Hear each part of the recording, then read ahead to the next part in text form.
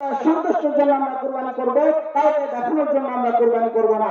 আমি কোরআনে কারিমের সূরা হজের 36 নম্বর আয়াত আমার খুতবাতে করে তেলাওয়াত করেছি।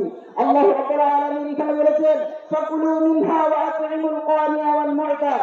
এই আয়াতের শেষের অংশের ভিতরে এই শব্দগুলো আছে। এখানে লম্বা আলোচনা রয়েছে, আমি লম্বা আলোচনায় যেতেছি না। শুধুমাত্র কুরবানির যে পশু আল্লাহ রাব্বুল আলামিনের জন্য আমরা কুরবানি করব, আল্লাহ রাব্বুল আলামিন আমাদেরকে জানিয়েছেন। আমরা জানি সমাজের ভিতরে অনেক প্রকার সমস্যা রয়েছে কুরবানির গোশত বন্টন করা নিয়ে। আল্লাহ তাআলা কোরআনের বিধান দিয়েছেন, কোরআনের আয়াত নাযিল করেছেন, ফাকুলু মিনহা ওয়া আত'ইমুল কানিয়া ওয়াল মু'তার। ফাকুলু মিনহা, তুমি খাও এবং যারা চায় তাদেরকে দাও, যারা চায় যে তুমি নিজে খাও, যারা চায় তাদেরকে দাও। পুরো সমাজের আইনগুলো আছে, এমন লোকের সংখ্যা আমার কাছে আছে যারা পুরো বছরে একটা বছরে কোনো বস্তু মাংস নিয়ে তারা ভাত খেতে পারে না। এজন্য ভাই আমাদের ইখলাসকে সঠিক করে আমরা কুরবানিতে আনন্দ ভাগ করে নেব। নিয়ে যাবে তো সবাই ইনশাআল্লাহ। আমরা সবাই মিলে রব্বুল আলামিন আমাদের সবাইকে বোঝার।